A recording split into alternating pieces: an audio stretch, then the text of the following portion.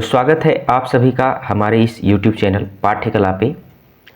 तो जैसा कि आप सभी को पता है कि हम लोग यहाँ पे एक सीरीज PYQ से रिलेटेड चला रहे हैं कई दिनों से, जिसमें हम लोग UGC नेट है ना, UGC नेट से रिलेटेड जो PYQ हैं उसकी व्याख्या हम लोग यहाँ पे कर रहे हैं। तो जैसा कि मैं बता दूं कि हमारे इस चैनल पाठ्यकला पे आप सभी को UGC नेट से रिलेटेड पॉलिटिकल साइंस के और हिस्ट्री के कंटेंट देखने को मिलते हैं। ठीक है, हिस्ट्री के कंटेंट यहाँ पे एक तरीके से मैं अभी इसका PYQ करवा रहा हूँ। इस PYQ के इस सीरीज़ में हम लोगों ने जो 2011 से लेकर के 2015 तक के सारे प्रश्न पत्रों का हम लोगों ने एक तरीके से विस्तृत व्याख्या के साथ हल देखा। तो आज से हम लोग शुरुआत करने वाले हैं 2016 के प्रश्न पत्रों की। ठीक है, तो इस तरीके से हम लोगों ने एक लक्ष्य रखा है कि 2011 से लेकर के 2024 तक के जितने भी तमाम प्रश्न पत्र हुए हैं उन सभी प्रश्न पत्रों का हम लोग यहाँ पे दिसंबर की जो एग्जामिनेशन प्रस्तावित हैं उसके पहले सारे प्रश्न पत्रों के हल हम लोग यहाँ पे व्याख्या सहित देख लेंगे। इससे क्या होगा कि हम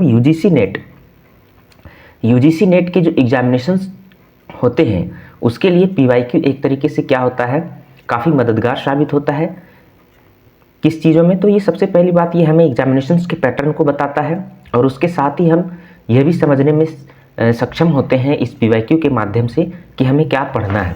ठीक है, और एक तरीके से ये कह सकते हैं कि रिवीजन में भी हमारा काम आता है, क्योंकि बहुत सारे जो प्रश्न होते हैं आपके UGC नेट में वो रिपीट भी किए जाते हैं। सारे एग्जामिनेशंस में कुछ ना कुछ प्रश्न होते हैं जो रिपीट किए जाते हैं, इसलिए इन प्रश्न पत्रों की व्याख्या देखना बहुत ज़रूरी हो जाता है। यही कारण है कि हम लोगों ने ये सीरीज यहाँ पे लेकर के आई है ताकि आप लोग आसानी से रिविज़न कर सकें और UGC नेट के तमाम प्रश्न पत्रों के हल को व्याख्या सहित अच्छे से देख सकें। तो आज के इस प्रश्न पत्र में हम लोग इतिहास विषय का किस वर्ष के प्रश्न पत्र को देखेंगे?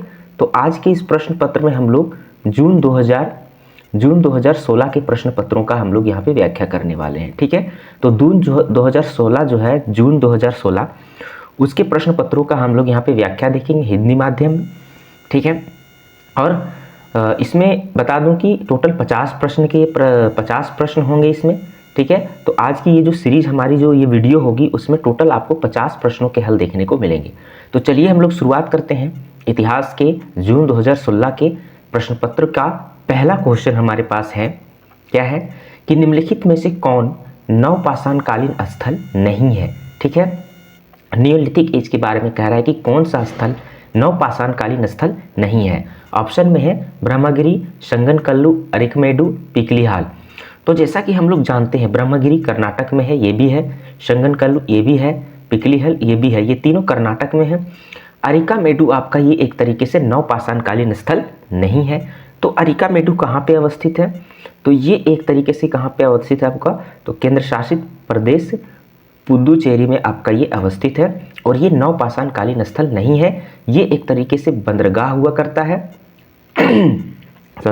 ये एक तरीके से बंदरगाह हुआ करता था। ठीक है, तो पहला प्रश्न पत्रों को हम लोगों ने यहाँ पे देख लिया, तो इसका करेक्ट आंसर हो जाएगा ऑप्शन नंबर 3। ठीक है, अब हम बात करें क्वेश्चन नंबर 2 की। क्वेश्चन नंबर 2 में आपको सिंधु घाटी सभ्यता से प्रश्न दिए गए हैं, जिसमें सूची 1 को सूची 2 से सुमेलित करने के यहाँ पे प्रश्न दिए गए हैं। तो इस तरह के प्रश्न बहुत सारे पूछे जाते हैं। ऑप्शन में कुछ स्थल दिए गए हैं और उसकी कुछ विशेषताएं दी गई है। मोहनजोदड़ो, लोथल, कालीबंगा, सुतका-गेंदोर। ठीक है, तो मोहनजोदड़ो में क्या है, एक तरीके से आप जानते हैं कि सबसे बड़ा जो अनागार है ना, गोदाम जहाँ पे अन्न को रखा जाता था, उसके साक्ष्य कहाँ पे देखने को मिलते हैं? मोहनजोदड़ो में देखने को मिलते हैं। वहीं अगर हम बात करें लोथल की, तो लोथल एक तरीके से क्या थी? गोदी थी। गोदी कहने का तात्पर्य है कि लोथल एक तरीके से बंदरगाह के रूप में था। ठीक है, तो ईंटों से बनी बंदरगाह कहाँ पे आपका हो जाएगा? लोथल में हो जाएगा। वहीं अगर हम बात करें कालीबंगन की, तो कालीबंगा जो था वो एक तरीके से नगर दुर्ग और निचली बस्ती है ना, दो रूपों में एक तरीके से बटा हुआ था। सुतका-गेंदोर की बात करें तो ये नगर दुर्ग और किलेबंद निचले बस्ती, यानी कि सुतका-गेंदोर में क्या था? नगर दुर्ग था और जो निचली बस्तियां थी वो किलेबंद थी। ठीक है, तो इस तरह की जो विशेषताएं हैं वो आपको सुतका-गेंदोर नामक स्थान पे देखने को मिलता है।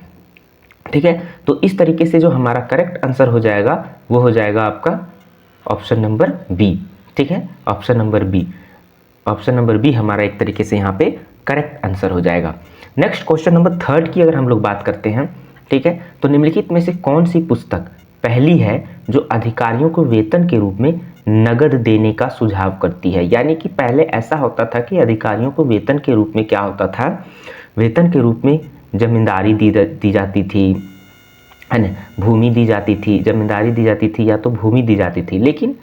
लेकिन ये कह रहा है कि कौन सा ऐसा पुस्तक है जो अधिकारियों को ये सब ना दे करके नगद, यानी कि नगद कैश देने की बात करता है, लेकिन कि नगद कैश देना है, कौन बात करता है। तो ऑप्शन में है आपका कामंदक, नीतिसार, अर्थशास्त्र, मनुस्मृति, नीति वाक्यामृत। तो इसके जो करेक्ट आंसर हो जाएंगे वो हो जाएंगे अर्थशास्त्र, जो कौटिल्यकृत अर्थशास्त्र हैं, है ना, जो मौर्यकालीन इतिहास के बारे में एक व्यवस्थित जानकारी हमें प्रदान करती है और जो कौटिल्य के द्वारा लिखा गया है। तो इसमें क्या है, एक तरीके से कहा गया है कि अधिकारियों को वेतन नगद रूप में दी जानी चाहिए, ना कि जमींदार और भूमि के रूप में, ठीक है। तो ये यहाँ पे ये ध्यान रखना है कि ये प्रशासन से संबंधित ये एक तरीके से पुस्तक हुआ करती थी। किससे संबंधित हुआ करती थी, तो ये प्रशासन, एडमिनिस्ट्रेशन के बारे में आपको यहाँ पे व्यवस्थित और विस्तृत जानकारी देखने को मिलता है। नेक्स्ट क्वेश्चन नंबर 4 की अगर हम लोग बात करें, तो सामान्य रूप से किसके सिक्के के पृष्ठभाग, है ना, पृष्ठभाग पर अंकित चिन्ह अग्रभाग पर दिए राजा के नाम से मेल खाते हैं। पृष्ठभाग मतलब पीछे, है ना। तो किनके सिक्के हैं जो पृष्ठभाग पर अंकित चिन्ह जो होते थे अग्रभाग यानी कि आगे के भाग के राजा के नाम से मेल खाते थे। तो ऑप्शन में है अर्जुनायन, मध्य, मालव और पांचाल। तो इसका जो करेक्ट आंसर हो जाएगा आपका, वो हो जाएगा आपका पांचाल, ठीक है। तो पांचाल के जो शासक होते थे उनके द्वारा जो सिक्के चलाए गए थे, उनके सिक्के के पृष्ठभाग पर अंकित चिन्ह अग्रभाग पर दिए राजा के नाम से मेल खाते थे। तो इस तरीके से हम लोगों ने टोटल 4 क्वेश्चन की हम लोगों ने एक व्याख्या देखी। नेक्स्ट अगर हम क्वेश्चन नंबर 5 की बात करते हैं, है ना, क्वेश्चन नंबर 5 की बात करते हैं, तो निम्नलिखित में से कौन सा ग्रंथ तमिल व्याकरण से संबंधित है, ठीक है, तमिल व्याकरण से संबंधित है। यहाँ है अहनानुरु, कुरल, तोल्कापियम और पद्रपत्तु। तो तमिल व्याकरण की बात करता है तो ऑप्शन हो जाएगा हमारा तोल्कापियम। तो तोल्कापियम जो है वो आप तरीके से हम लोग जानते हैं कि इसकी रचना किसने की थी, तो तोल्कापियम की रचना तोल्कापियर ने की थी, ठीक है, तोल्कापियर ने की थी। ये संगम काल से संबंधित है, ठीक है, यानी कि ये दूसरा सेकेंड जो संगम हुआ था, है ना, उससे संबंधित है, ठीक है। तो यहाँ पे करेक्ट आंसर हो जाएगा तोल्कापियम और ये किसकी रचना है, तोल्कापियर की रचना है। नेक्स्ट हम लोग बात करते हैं क्वेश्चन नंबर 6 की, ठीक है। तो क्वेश्चन नंबर 6 में है कि अशोक के रुमनदेही स्तंभ अभिलेख, ठीक है। तो यहाँ पे बात कही गई कि अशोक के रुमनदेही स्तंभ अभिलेख के संबंध में निम्न में से कौन सा कथन सही है, यानी कि आपको करेक्ट आंसर यहाँ पे चुनना है। ऑप्शन में है कि राजा के धर्म के संबंध में उल्लेख, कलिंग विजय के संबंध में उल्लेख, ग्राम से प्राप्य कर में कमी लाने के संबंध में, राजकीय भोजशाला में पशु वध निषेध के संबंध में। तो रुमनदेही अभिलेख जो है वो एक तरीके से किसके बारे में बात करता है, तो ग्राम से प्राप्य कर में कमी लाने के संबंध में। देखिए क्या था कि अशोक के जब राज्याभिषेक हुई तो उसके 20वें वर्ष में वो क्या करता है, अपने जो जहाँ पे उनका जन्म हुआ था लुम्बिनी, है ना, वहाँ पे गया था, ठीक है। और वहाँ पे एक तरीके से रुमिन देवी या उसी को कहा गया है, ठीक है। वहाँ पे गए और वहाँ की जो कर थी, है ना, वहाँ पे जो लोगों से टैक्स लिए जाते थे उसको एक तरीके से 1/6, है ना, यानी 1/6 था पहला टैक्स, तो इसको घटा करके कर दिया कितना, 1/8 कर दिया। यानी कि यहाँ पे जो टैक्स था वो 1/6 से घटा करके 1/8 कर दिया। और ये अपने 20वें वर्ष में एक तरीके से गए थे वहाँ पे, ठीक है। जब इनकी राज्याभिषेक हुई थी तो राज्याभिषेक के ये एक तरीके से 20वें वर्ष में वहाँ पे गए थे और 20वें वर्ष में गए थे और वहाँ पे ये बातें, ये इस तरह की घोषणाएं करी गई थी। और इसी का जिक्र एक तरीके से रुमनदेही अभिलेख में आपको देखने को मिलता है और उसी से ये आपका प्रश्न दिया गया है, ठीक है। नेक्स्ट हम लोग बात करते हैं क्वेश्चन नंबर 7 की। तो क्वेश्चन नंबर 7 में हम लोग देखते हैं क्या दिया है कि खारवेल के हाथी गुम्फा अभिलेख, है ना, में निम्न में से किन का उल्लेख नीचे दिए गए कूटों का प्रयोग करें, ठीक है। तो यहाँ पे ध्यान रखना है कि खारवेल के हाथी गुम्फा अभिलेख के बारे में यहाँ पे प्रश्न पूछा जा रहा है।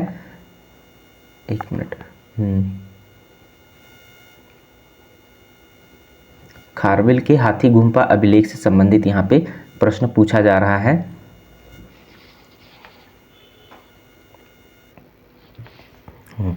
तो ऑप्शन में है खारवेल के हाथी गुम्फा अभिलेख में निम्न में से किन का उल्लेख है, नीचे दिए गए कूट का प्रयोग करें। ऑप्शन में है सातकर्णी, बहस्तिमत, शक और रठिक।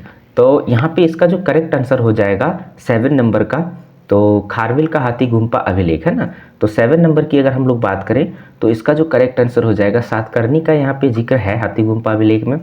उसके बाद बहस्तिमित का भी है, शक का यहाँ पे नहीं है, ठीक है, रठिक का है, यानी कि शक का नहीं है, तो ऑप्शन 3 यहाँ पे गलत हो जाएगा।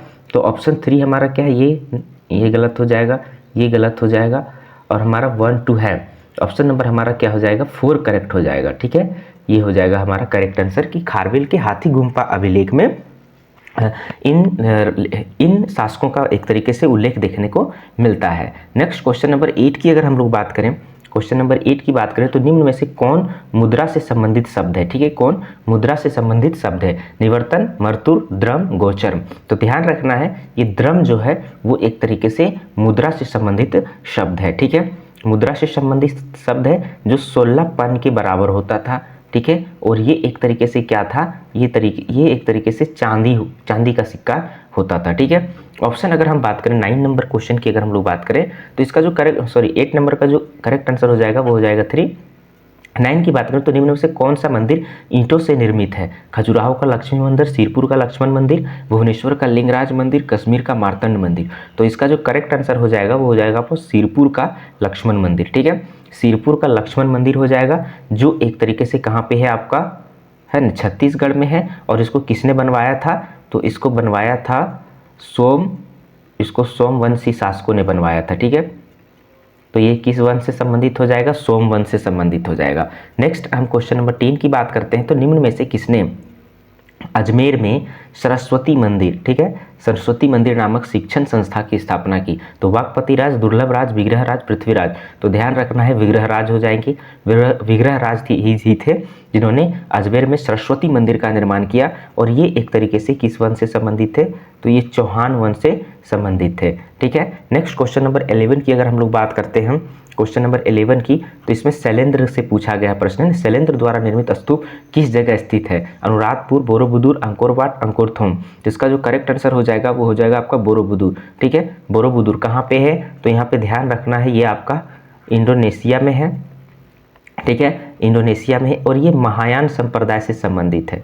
किससे संबंधित है, महायान संप्रदाय से संबंधित है, और ये शैलेंद्र के द्वारा बनाया गया एक तरीके से स्तूप मानी जाती है ये। नेक्स्ट क्वेश्चन नंबर 12 की अगर हम लोग बात करते हैं तो निम्न में से किसे परम सौगात की उपाधि प्राप्त थी, ठीक है, परम सौगात की उपाधि प्राप्त थी। ऑप्शन है भास्कर वर्मन, हर्ष, राज्यवर्धन, शशांक। तो परम सौगात की जो उपाधि थी वो राज्यवर्धन की थी। राज्यवर्धन कौन थे, तो हर्षवर्धन जो थे उनके बड़े भाई थे, यानी कि जो हर्ष होते थे, हर्षवर्धन थे, उनके हर्ष के ये बड़े भाई थे, हर्ष के बड़े भाई थे। और इनकी जो हत्या थी वो किन्होंने किया था, तो गौड़ वंश के शासक, है ना, गौड़ वंश के शासक कौन थे, तो शशांक, गौड़ वंश के शशांक जो थे उसने इसकी हत्या कर दी थी, गौड़ वंश के शासक शशांक ने इसकी हत्या कर दी थी। नेक्स्ट क्वेश्चन नंबर 13 की अगर हम लोग बात करें तो निम्नलिखित मूर्तियों में से कौन पल्लव काल की विशेषता है, ठीक है, पल्लव काल की विशेषता है। ऑप्शन में है सोमस्कंद, गणेश, नटराज, अनंत शयन। तो इसका करेक्ट आंसर हो जाएगा आपका सोमस्कंद, सोमस्कंद था, यानी कि इसमें क्या था कि ये एक तरीके से चतुर्मुखी शिव और उमा का एक तरीके से मूर्ति थी, चतुर्मुखी, ठीक है। तो ये यहाँ पे ध्यान रखना है, चतुर्मुखी शिव और उमा की मूर्ति थी जिसके बीच में आपका स्कंद नाचते हुए बनाए गए थे। तो इसका करेक्ट आंसर हो जाएगा option number A. Next question number 14 की अगर हम लोग बात करें तो ये समुद्रगुप्त से संबंधित प्रश्न दिए गए हैं कि समुद्रगुप्त के संबंध में निम्नलिखित में से कौन से कथन सही है, यानी कि करेक्ट स्टेटमेंट के बारे में पूछा गया है। ऑप्शन में वह एक विजेता, एक कवि और एक संगीतकार था, तो ये बात सही है। वो लिच्छवी दोहित्र कहा जाता था, ये भी सही है। उसने पश्चिमी क्षत्रपों के सिक्के की नकल की, तो ये गलत है, उसने नहीं, समुद्रगुप्त नहीं, बल्कि वो थे चंद्रगुप्त द्वितीय, ठीक है। वो कौन थे, चंद्रगुप्त द्वितीय थे जिन्होंने पश्चिमी क्षत्रपों के सिक्के की नकल की थी। इलाहाबाद के स्तंभ अभिलेख में उनके अश्वमेध का उल्लेख नहीं है, तो ये सही है। तो इसका जो यहाँ पे पूछा है कि कौन सा कथन सही है, तो ऑप्शन 1 2 4 ऑप्शन नंबर 3 हमारा क्या हो जाएगा, करेक्ट आंसर हो जाएगा। नेक्स्ट अगर हम लोग बात करें क्वेश्चन नंबर 15 की, क्वेश्चन नंबर 15 में आपको सूची 1 को सूची 2 से मिलाना है और यहाँ पे लेखक और उनकी कुछ रचनाएं दी गई हैं, ठीक है। तो उन रचनाओं को आप लोगों को एक तरीके से क्या करना है, मिलाना है, ठीक है। क्वेश्चन नंबर 15, तो यह है विल्हन, बाण, सोमेश्वर थर्ड, विज्ञानेश्वर। तो जैसा कि हम लोग जानते हैं विल्हन जो है वो किसके लेखक हैं, विक्रमांक देव चरित्र की। उसके बाद बाणभट्ट हर्षचरित्र के लेखक हैं। विज्ञानेश्वर को हम लोग जानते हैं मिताक्षरा के लेखक हैं। और सोमेश्वर थर्ड जो है वो अभिलषितार्थ चिंतामणि के लेखक हैं, ठीक है। तो इस तरीके से जो हमारा करेक्ट आंसर हो जाएगा 15 नंबर का, वो हो जाएगा ऑप्शन नंबर बी हो जाएगा, है ना। नेक्स्ट अगर हम बात करें 16 नंबर की, क्वेश्चन नंबर 16 की अगर हम लोग बात करते हैं तो इसमें चोल काल से संबंधित प्रश्न किया गया है। तो चोल काल के उत्तर मेरूर सभा के निर्वाचन में निम्न में से कौन सा कथन सही नहीं है। यानी कि चोल काल से संबंधित जो उत्तर मेरूर अभिलेख है उसमें आपको ग्राम सभा की किस तरीके से निर्वाचन होता था उसके बारे में जिक्र किया गया है। तो यहाँ है कि ग्राम 30 उपखंडों में बटा हुआ था, तो ये सही है। प्रत्येक उपखंड के 2 प्रतिनिधि चुने जाते थे, नहीं, प्रत्येक उपखंड के केवल 1 प्रतिनिधि चुने जाते थे। उम्मीदवारों की उम्र 35 से 70 वर्ष के बीच होनी चाहिए थी, वही उम्मीदवार लड़ सकते थे, तो ये सही है आपका। उनके पास कुछ शैक्षणिक योग्यता भी होती थी, अचल संपत्ति का होना भी अनिवार्य था, तो ये भी आपका सही है। लेकिन यहाँ पूछा है कि कौन सही नहीं है, तो यहाँ पे इसका जो करेक्ट आंसर हो जाएगा वो ऑप्शन 2 हो जाएगा, आपका करेक्ट आंसर हो जाएगा, ठीक है। तो नेक्स्ट हम लोग क्वेश्चन नंबर 17 की बात करते हैं, जिसमें कथन और कारण से संबंधित प्रश्न दिए गए हैं और इस तरह के प्रश्न हमें मार्क्स भी दिलाते हैं और यूजीसी नेट के ये फेवरेट प्रश्न हैं। तो ये इसमें कथन दिया गया है कि ख्रिस्तीय ईस्वी कहने का मतलब है कि ईसा के आरंभिक सदी में, है ना, कि आरंभिक शताब्दियों में भारत का रोमन साम्राज्य के साथ समुद्री व्यापार होता था, बिल्कुल होता था। भारत का जो रोमन साम्राज्य के साथ जो व्यापार होता था वो काफ़ी प्राचीन था। अरिकामेडु की खुदाई के बड़े पैमाने पर रोमन सिक्के प्राप्त हुए हैं। तो ध्यान रखना है कि अरिकामेडु एक तरीके से बंदरगाह है जो पुडुचेरी में अवस्थित है। उनकी खुदाई में रोमन सिक्के नहीं मिले हैं, अपितु वहाँ पे रोमन से साम्राज्य से संबंधित जो तमाम तरह की वस्तुएं होती थी, बर्तन इत्यादि, वो पाए गए हैं। रोमन सिक्के कदापि नहीं पाए गए हैं। ऐसी परिस्थिति में ये आपका क्या हो जाएगा, गलत हो जाएगा और आपका ए यहाँ पे सही हो जाएगा। तो अब हमारा जो इसका करेक्ट आंसर हो जाएगा वो हो जाएगा आपका ऑप्शन नंबर सी, यानी कि थर्ड ऑप्शन हमारा करेक्ट हो जाएगा। नेक्स्ट अगर हम लोग बात करते हैं क्वेश्चन नंबर 18 की, ठीक है, तो इसमें है कि कौन से मंदिर भारत के पूर्वी भाग में अवस्थित है। ध्यान रखना है। तो अगर हम बात करें इंडिया की, ठीक है, तो पूर्वी भाग से संबंधित हमको अगर हम बात करें तो सबसे पहले हम यहाँ देख लेते हैं कि पूर्वी भाग कहाँ पे कौन हो जाएगा, है ना। तो उसके बाद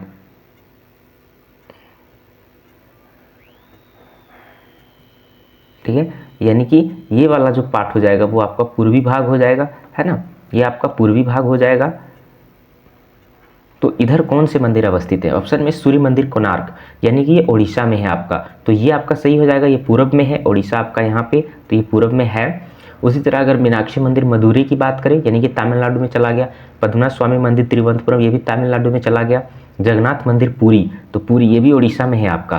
तो यहाँ पे ए और डी करेक्ट हो जाएगा ना, ए और डी, ऑप्शन नंबर ए। बाकी ये दोनों जो मंदिर है वो आपको दक्षिण भारत के, सुदूर दक्षिण भारत में पाए गए हैं। तो यहाँ पे ऑप्शन नंबर हमारा ए क्या हो जाएगा, करेक्ट हो जाएगा। नेक्स्ट हम लोग क्वेश्चन नंबर 19 की बात करते हैं। तो यहाँ पे पूछा गया है कि चंचनामा और बाबरनामा क्रमशः किस भाषा में लिखे गए हैं, ठीक है। तो चंचनामा और बाबरनामा ऑप्शन में अरबी फारसी, फारसी तुर्की, अरबी तुर्की फारसी और पश्तो। तो ऑप्शन में ये 3 हो जाएगा करेक्ट, अरबी और तुर्की। तो चंचनामा अरबी भाषा में लिखे गए और बाबरनामा तुर्की भाषा में लिखे गए, क्योंकि जो बाबरनामा के लेखक है बाबर, वो एक तरीके से तुर्क ही था, तो इसलिए वो तुर्की भाषा में लिखा गया।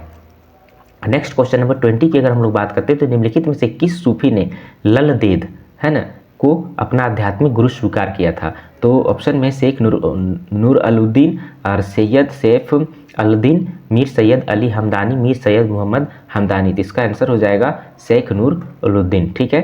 तो ये ललदेव को अपना आध्यात्मिक गुरु स्वीकार किया था। ऑप्शन 21 नंबर की अगर हम लोग बात करते हैं तो शेख बहाउद्दीन जकारिया, है ना, शेख बहाउद्दीन जकारिया किस संप्रदाय से संबंधित है। ऑप्शन में है सोहरावर्दी सिलसिला, ऋषि सिलसिला, चिश्ती सिलसिला, फिरदौसी सिलसिला। तो इसका जो करेक्ट आंसर हो जाएगा बहाउद्दीन जकारिया, वो सोहरावर्दी सिलसिला से संबंधित है, ठीक है। तो इनका जन्म एक तरीके से कहाँ होता है, मुल्तान में हुआ था, जो पाकिस्तान में, और वहीं पे अभी इसका आपका केंद्र देखने को मिलता है, और ये 1182 से लेकर के आपको 83 तक के आसपास देखने को मिलते हैं, इनका जन्म हुआ था। ठीक है, नेक्स्ट अगर हम लोग क्वेश्चन नंबर 12 की बात करते हैं, क्वेश्चन नंबर 12 की, तो निम्न में से कौन तुर्कान चहलगानी के साथ जुड़ा हुआ नहीं था? तो ऑप्शन में बहाउद्दीन तुगरिल, कुतलुक खान, इमादुद्दीन रेहान और बलबन। तो ये हो जाएगा आपका इमादुद्दीन रेहान। ठीक है, तो ध्यान रखना है कि तुर्कान चहलगानी जो था, जिसमें 40 तुर्क अमीर होते थे। ठीक है, 40 तुर्क अमीर का समूह था, जो प्रशासन में काफ़ी महत्व स्थान रखता था, और ये इल्तुतमिश के द्वारा, ठीक है, ये इल्तुतमिश के द्वारा बनाया गया था, और बलबन भी इसका एक भाग्य था तुर्कान चहलगानी का। लेकिन इसको समाप्त करने का श्रेय, यानी कि तुर्कान चहलगानी को समाप्त किसने किया? तो बलबन नहीं किया, जबकि बलबन जो थे वही खुद इसके सदस्य थे। ठीक है, नेक्स्ट हम लोग बात करते हैं 23 नंबर प्रश्न की। तो मैसूर की कवयित्री जिसने अपनी किताब हदीबदेया धर्म, यहाँ पे ध्यान रखना है, हदीबदेया धर्म, पवित्र और पतिव्रता स्त्रियों का धर्म में महिलाओं को पुरुषों से कमतर समझे जाने का विरोध किया है। तो कौन है वो? तो तिरुमलम्मा सांची होनम्मा लालदेव जानबाई। तो इसका जो करेक्ट आंसर हो जाएगा आपका 23 का, वो हो जाएगा आपका सांची होनम्मा। ठीक है, इन्होंने ही एक तरीके से हदीबदेया धर्म नामक पुस्तक की रचना की है, और उसमें महिलाओं को पुरुषों से कम दिखाने की इस तरह की भावना का इन्होंने एक तरीके से विरोध किया है। क्वेश्चन नंबर 24 की अगर हम बात करें, तो मुगलों के प्रसिद्ध गोलाकार गुंबदों के पूर्वगामी को वास्तुशिल्प की किस शैली के रूप में पहचाना जाता है? ठीक है, यानी कि जो गुंबद बनाने की शैली है, उसके पहले की शैली को किस शैली के रूप में पहचाना जाता है, उसके बारे में यहाँ पे बात कही गई है। ऑप्शन में बीदर, गुलबर्रा, गोलकुंड, मांडू। तो ऑप्शन है आपका बीदर। बीदर एक तरीके से यहाँ पे करेक्ट आंसर हो जाएगा। तो नेक्स्ट अगर हम बात करें क्वेश्चन नंबर 25 की, तो कौन से जोड़े सुमेलित नहीं हैं? ठीक है, कौन से जोड़े सुमेलित नहीं है, ध्यान रखना है। तो ऑप्शन है मिफ्ताह उल फुतूह, तो ये अमीर खुसरो का, ये आपका सही है। तारिक ए सलातिन ए अफगाना, क्या है? ख्वाजा नियामतुल्लाह हरावी। तो ये इसकी रचना नहीं है, ये किसकी रचना है? अहमद यादगार की रचना है। ठीक है, तो अहमद यादगार की रचना है, अहमद यादगार की रचना है तारीख सलातिन ए अफगाना। ठीक है, उसी तरह हम लोग अगर बात करते हैं सियासतनामा, तो निजामुल मुल्क तुसी का है, ये आपका करेक्ट है। ठीक है, अगर जफरनामा की बात करें, तो जफरनामा याया सरहिंदी का नहीं है, ये जफरनामा जो है वो सरफुद्दीन अली याजिद का है। ठीक है, किसका है? तो सरफुद्दीन अली याजिद का है। तो इसमें कह रहा है कि कौन सही सुमेलित नहीं है, तो ऑप्शन बी और डी हो जाएगा यहाँ पे, ऑप्शन बी और डी, ऑप्शन नंबर ए हमारा करेक्ट हो जाएगा। नेक्स्ट अगर हम बात करें 26 नंबर प्रश्न की, ठीक है, तो इसमें सूची 1 को सूची 2 से मिलान करने कर सही उत्तर की पहचान करना है। तो आमिल क्या होता था? एक तरीके से राजस्व संग्राहक होते थे। बक्काल जो होते थे वो व्यापारी होते थे। पाही जो होते थे वो अनावासी खेतियर होते थे, और कुलकर्णी ग्रामीण लेखाकार होते थे। ठीक है, तो इस तरीके से 26 नंबर प्रश्न की अगर हम लोग बात करें, तो हमारा करेक्ट आंसर हो जाएगा ऑप्शन नंबर 2। ठीक है, 27 नंबर प्रश्न की अगर हम लोग बात करते हैं 27 नंबर की, तो सूची 1 को सूची 2 से मिलाना है। मालिक, उर्त, तुजार, बिस्वा, कुशब और मावास। तो बिस्वा जो है वो एक तरीके से जमीन की पैमाइश की एक छोटी इकाई होती थी। ठीक है, तो इस तरीके से हम लोग देख सकते हैं। और ऑप्शन नंबर बी, हाँ, बी का थर्ड आपका किस में है? थर्ड में, ऑप्शन नंबर थर्ड में। यानी कि मालिक तुजार जो होते थे वो व्यापारी का मुखिया होते थे। उसके बाद अगर हम बात करें कुशक, तो ये एक रिहायशी किला होता था, और मावास जो होता था वो एक किलेबंद गांव होता था। तो इस तरीके से करेक्ट आंसर हमारा हो जाएगा थर्ड। नेक्स्ट अगर हम लोग 28 नंबर प्रश्न की बात करें, तो यहाँ भी सुमेलित करने का प्रश्न दिया गया है ना, तो अनुसार कालक्रम के अनुसार व्यवस्थित करना है। तो शेख सलीम चिश्ती का मकबरा, आसफ खान का मकबरा, अतगा खां का मकबरा, अकबर का मकबरा, सिकंदरा, ये सब सही दिया गया, लेकिन कब कौन बना है? तो यहाँ पे ध्यान रखना है, आपका करेक्ट आंसर हो जाएगा क्वेश्चन नंबर 28 की अगर हम लोग बात करें, तो इसमें है हो जाएगा आपका सी। ठीक है, तो सबसे पहले अतगा खां का मकबरा, उसके बाद आपका शेख सलीम चिश्ती का मकबरा, उसके बाद अकबर का मकबरा, फिर आसफ खां का मकबरा। तो इस तरीके से हमारा ऑप्शन नंबर सी हो जाएगा। इस तरह के प्रश्न सामान्यतः रटने वाले ही होते हैं, जो कालानुक्रम से पूछे जाते हैं। ठीक है, क्वेश्चन नंबर 29 की अगर हम लोग बात करें, तो निम्न में से किस ऐतिहासिक स्थल पर इबादत खाना, बीरबल भवन, तानसेन की बारादरी और खाने खाना का आवास स्थित है? ठीक है, तो ऑप्शन में हमारा दिया गया फतेहपुर सीकरी, आगरा, दिल्ली, लाहौर। तो 29 नंबर प्रश्न की अगर हम लोग बात करें तो ये हो जाएगा आपका फतेहपुर सीकरी। फतेहपुर सीकरी ही वो स्थान थे जहाँ पे इबादत खाना, बीरबल भवन, तानसेन की बारादरी और खाने खाना का आवास स्थित है। ठीक है, नेक्स्ट नंबर प्रश्न की बात करते हैं, क्वेश्चन नंबर 30 की। तो इसमें दिया गया है कि निम्नलिखित कथनों में से कौन सही नहीं है। ठीक है, कौन सही नहीं है यानी कि कौन गलत स्टेटमेंट है उसके बारे में आपको बताना है। तो अकबर के शासन में दाम ने धीरे धीरे तांबे के टंके का स्थान ले लिया, तो ये सही है। दाम को पैसा के नाम से भी जाना जाता था, ये भी सही है। आधे दाम को अधेला कहा जाता था, ये भी सही है। अकबर ने 1 रुपये के लिए 40 दामों के अनुपात तय किए जो वास्तविक भुगतानों के उद्देश्य के लिए मानक बन गया, तो ये एक तरीके से गलत था। एक तरीके से 176 ग्रेन का ये टंका मतलब रुपया का वहाँ पे यूज होता था, ये आपका गलत हो जाएगा। नेक्स्ट 31 नंबर प्रश्न की अगर हम लोग बात करें तो इसमें है कि निम्नलिखित में से किस यूरोपीय यात्री ने यह टिप्पणी की कि नूरजहां ने अपनी छवि और प्रतिष्ठा बढ़ाने के लिए पूरे राज्य में जगह जगह विहार, उद्यान, महल और सराय बनवाई है। ऑप्शन में L Pelsaert, Sir Thomas Roe, Careri, Manucci. तो इसका जो करेक्ट आंसर हो जाएगा वो हो जाएगा आपका एफ पेलसर्ट। ये जो है वो एक तरीके से नूरजहां की प्रशंसा करते हैं और उनके बारे में ये स्टेटमेंट देते हैं। ठीक है, नेक्स्ट अगर हम लोग बात करें क्वेश्चन नंबर 32 की, तो यहाँ पे कथन और कारण से संबंधित प्रश्न दिए गए हैं, जिसमें 32 नंबर प्रश्न की अगर हम लोग बात करें, कथन दिया गया है कि नूरजहां से शादी की वजह से जहांगीर प्रशासन की तरफ से उदासीन हो गया। ये बात गलत है, जहांगीर प्रशासन की तरफ कभी उदासीन हुआ नहीं। तर्क है कि 1611 से 22 के दौरान नूरजहां ने अपना एक अलग दल जुटा बना लिया था और वह काफ़ी ताकतवर हो गई थी, तो ये सही है। वो एक तरीके से अपने जो पिता थे एतमादुल्ला और इनके जो भाई थे आसफ खां, इसके साथ मिल करके नूरजहां ने एक तरीके से अपना एक अलग दल बना लिया था। ये सही है आपका। तो ऑप्शन नंबर 32 का जो हो जाएगा वो हो जाएगा 4, यानी कि ए गलत है पर आर सही है। ठीक है, नेक्स्ट अगर हम बात करें क्वेश्चन नंबर 33 की, है ना, 33वां नंबर प्रश्न की अगर हम लोग बात करें तो इसमें है कि निम्नलिखित में से किस शहर को जहांगीर ने गर्दाबाद यानी कि धूलगर्द वाला शहर, जहनुमाबाद यानी कि नारकीय शहर बताकर तिरस्कृत किया है यानी अपमान किया है। तो अहमदाबाद, मांडू, जौनपुर, गौड़। तो इसका जो करेक्ट आंसर हो जाएगा वो हो जाएगा आपका अहमदाबाद।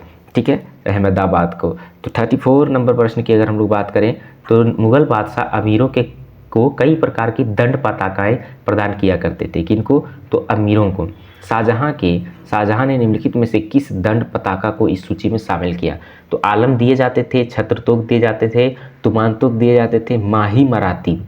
ये एक तरीके से दंड पताका था जो शाहजहां के द्वारा शुरुआत करी गई थी, है ना। 35 नंबर प्रश्न की अगर हम लोग बात करते हैं तो अंग्रेजों द्वारा देसी रियासत के साथ की गई निम्न संधियों को काल क्रमानुसार सजाएं और सही उत्तर कूट का चयन करें। तो अगर हम बात करें वसीन की संधि यानी बेसिन की संधि तो 1802 में होता है। ठीक है, अगर हम सालवाइस की संधि की बात करें तो ये 1782 के आसपास हुआ है। श्रीरंगपट्टनम की बात करें तो 1799 में इसकी संधि होती है और इलाहाबाद की बात करें तो 1764 में इसकी संधि होती है। ठीक है, तो सबसे जो पहला प्रश्न हो जाएगा आपका वो हो जाएगा डी, है ना। 35 नंबर प्रश्न की बात करते हैं तो ये हो जाएगा आपका ऑप्शन नंबर ए करेक्ट हो जाएगा। नेक्स्ट हम लोग बात करते हैं 36 नंबर प्रश्न की। तो नीचे दिए गए कूट का सही उत्तर बताएं। क्या क्या है?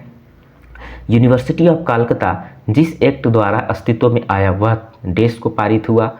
यूनिवर्सिटी ऑफ बॉम्बे एक्ट देश को पारित हुआ। यूनिवर्सिटी ऑफ मद्रास एक्ट देश को, यानी कि आपका यूनिवर्सिटी ऑफ कलकत्ता जिस एक्ट को अस्तित्व में आया वह था, कौन था आपका? 24 जनवरी 1857 कलकत्ता में। ठीक है, फिर 18 जुलाई 1857 को आपका बॉम्बे में और फिर 5 सितंबर 1857 को आपका मद्रास एक्ट के थ्रू मद्रास में यूनिवर्सिटी की स्थापना की गई थी। तो इसका जो करेक्ट आंसर हो जाएगा वो ऑप्शन 3 हो जाएगा। ठीक है, नेक्स्ट अगर हम बात करें 37 की तो एक स्टेटमेंट दिया गया है यहाँ पे, काफ़ी बेहतरीन स्टेटमेंट दिया गया है। आज से भी हम लोग इसे रिलेट कर सकते हैं कि जब तक लाखों लोग भूख और अज्ञान में जी रहे हैं मैं हर उस आदमी को विश्वासघाती मानता हूँ जिसने उनकी कीमत पर शिक्षा प्राप्त की लेकिन उसकी दशा पर तनिक भी ध्यान नहीं दिया। मतलब आपने शिक्षा प्राप्त की, आपने गरीबी समझा, लोगों के बारे में जाना, भूख को समझा, लेकिन उसके बाद भी आपने जब भूख को समझा, गरीबी को समझा तो आपकी तरफ वो लोग विश्वास के रूप में देख रहे थे कि आप उन लोगों के लिए कुछ करोगे, लेकिन आप क्या करते हो कि उनकी दशा पर तनिक भी ध्यान नहीं देते हो, यानी कि आप एक तरीके से विश्वासघाती बन जाते हो। तो ये किसका स्टेटमेंट है? तो ये केशव चंद्र सेन, अरविंदो घोष, स्वामी विवेकानंद, बाल गंगाधर तिलक। तो ये है स्वामी विवेकानंद जी का स्टेटमेंट दिया गया है और काफ़ी बेहतरीन स्टेटमेंट है ये आपका। तो ऑप्शन नंबर सी हमारा क्या हो जाएगा? करेक्ट हो जाएगा। नेक्स्ट 38 नंबर प्रश्न की बात करें तो all India trade union Congress की स्थापना कब हुई थी? ऑप्शन में है 18, क्या है? All India trade union Congress. यहाँ पे कभी कभी एटक भी पूछ देता है, ठीक है। तो स्थापना कब हुई थी? तो 1918, 1920, 1924, 1926। तो करेक्ट हो जाएगा आपका 1920 में हुई थी, ठीक है। किन्होंने किया था? तो आपका एन एम जोशी थे, उन्होंने किया था। और इसकी जो पहले अध्यक्ष थे वो लाला लाजपत राय को बनाया गया था। नेक्स्ट 39 नंबर प्रश्न की बात करें तो इसमें कालानुक्रम आपको व्यवस्थित करना है। भारतीय प्रेस से संबंधित यहाँ पे कुछ अधिनियम दिए गए हैं। तो ऑफिशियल सीक्रेट एक्ट 39 की अगर हम लोग बात करें, क्वेश्चन नंबर 39 की, तो ऑफिशियल सीक्रेट एक्ट जो है आपका वो आपका 1867 का है, ठीक है। उसके बाद अगर हम लोग बात करें तो द इंडियन प्रेस एक्ट की बात करें या फिर registration of the press act, तो ये दोनों आपका कब का है? तो ये दोनों आपका 1867 का है, सॉरी 1910 का है ना, हाँ 1910 का है। और जो इंडियन प्रेस एक्ट है वो 1931 का है। तो इस तरीके से 39 का जो करेक्ट आंसर हो जाएगा वो हो जाएगा आपका ऑप्शन नंबर 39 का जो करेक्ट आंसर है वो हो जाएगा हमारा ऑप्शन नंबर, कालानुक्रम आपको व्यवस्थित करने का प्रश्न दिया गया ना, सॉरी एक मिनट, 1867 आपका ऑफिशियल सीक्रेट एक्ट 1867 में और इंडियन प्रेस एक्ट तो काल क्रमानुसार व्यवस्थित करना। तो ऑप्शन में हमारा सबसे पहले ए होना चाहिए, फिर B C D, A B C D नहीं दिया गया है हमारा। इसका जो करेक्ट आंसर यूजीसी ने उस समय दिया था वो दिया था ऑप्शन नंबर डी, यानी कि ऑप्शन नंबर डी को करेक्ट माना गया था, है ना। तो एक तरीके से क्या हो जाएगा, हम लोग इसको देखेंगे, तो ये हमारा क्या हो जाएगा? गलत हो जाएगा। तो यूजीसी ने एक तरीके से इसका करेक्ट आंसर माना था ऑप्शन नंबर डी, तो ये हम लोग मान के चलेंगे ऑप्शन नंबर डी क्या है यहाँ पे करेक्ट है, ठीक है। नेक्स्ट हम लोग बात करते हैं 40 नंबर प्रश्न की बात करते हैं, 40वां नंबर प्रश्न। तो महायुद्ध में भारत के सहयोग सुनिश्चित करने के लिए निम्न में से किस वायसराय ने अगस्त ऑफर प्रस्तुत किया था? तो जो द्वितीय विश्व युद्ध हो रहा था तो उसमें ब्रिटेन ने एक तरीके से भारतीयों से सहयोग लेने के लिए अगस्त ऑफर लाए थे कि अगस्त ऑफर ला करके क्या करना है, एक तरीके से भारतीयों को ब्रिटिश सरकार के समर्थन में ब्रिटिश सेना में भेजने के लिए उत्साहित करना है। तो उस समय जो वायसराय थे यहाँ के वो लॉर्ड लिनलिथगो थे। तो ये हमारा करेक्ट आंसर हो जाएगा, ठीक है। नेक्स्ट अगर हम लोग बात करें क्वेश्चन नंबर 41 की, तो इसमें है भारत ने किस राष्ट्र से, 41 की बात करें तो भारत ने किस राष्ट्र से कृषि क्षेत्र में विकास के लिए हरित क्रांति की प्रौद्योगिकी प्राप्त की? तो जीडीआर, यूएसआर, यूके, यूएसए। तो ये तो सब जानते हैं हम लोग यूएसए से, है ना। तो यूएसए से एक तरीके से लिए थे हम लोगों ने 41 की, अगर हम लोग यूएसए से लिया था हम लोगों ने हरित क्रांति की ये जो टेक्नोलॉजी है वो। 42 नंबर प्रश्न की अगर हम लोग बात करते हैं तो इसमें भूमिपुत्रवाद का सिद्धांत किससे संबंधित है? राष्ट्रवाद, क्षेत्रवाद, पर्यटन, उद्योगवाद। तो ये क्षेत्रवाद से संबंधित, यानी कि एक तरीके से सामंतवाद से संबंधित है भूमिपुत्रवाद। तो ये किससे संबंधित हो जाएगा? क्षेत्रवाद। 43 की बात करें तो कथन और कारण दिए गए हैं कि ब्रिटेन के प्रधानमंत्री विंस्टन चर्चिल ने क्रिप्स मिशन की रवानगी की घोषणा की, ठीक है।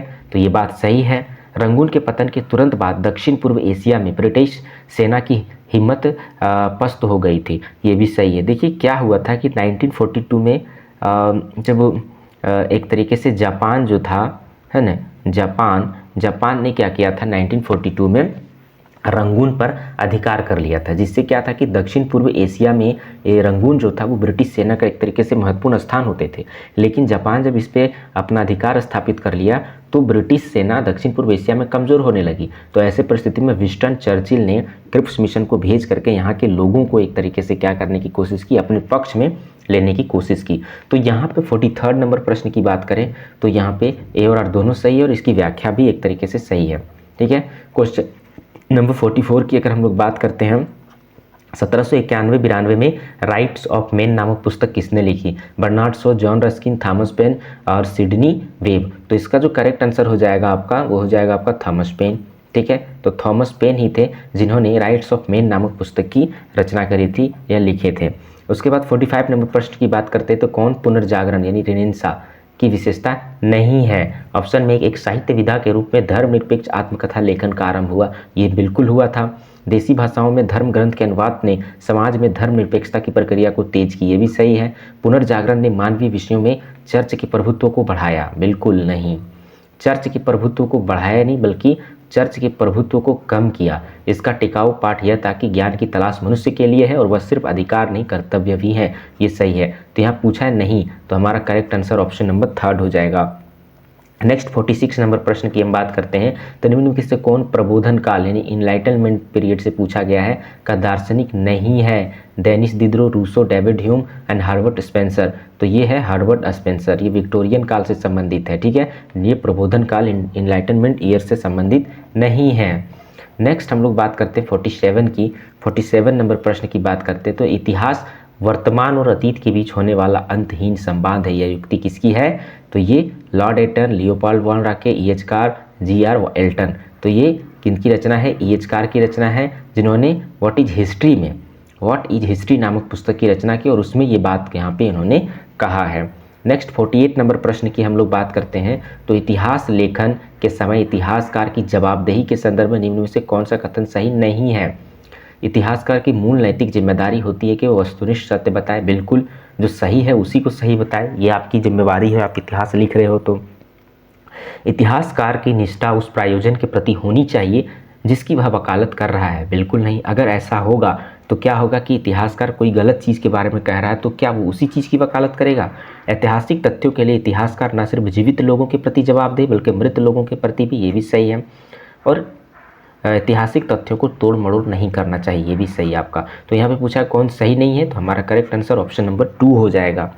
नेक्स्ट 49 नंबर प्रश्न की हम बात करते हैं तो कथन और कारण से संबंधित प्रश्न है। ऐतिहासिक पद्धति एक जटिल प्रक्रिया है जिसमें सूचना के स्रोत की खोज, उसका आलोचनात्मक मूल्यांकन, संश्लेषण और व्याख्या शामिल है। ठीक है, क्वेश्चन नंबर 49